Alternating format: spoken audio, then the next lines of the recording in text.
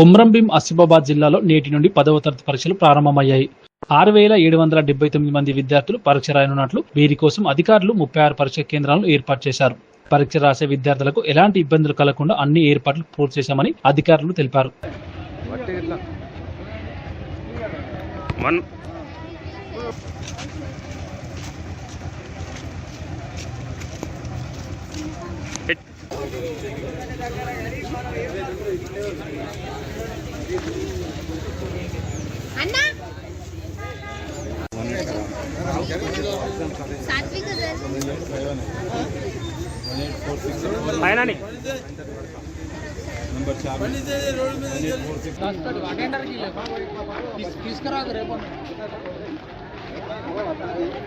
उसको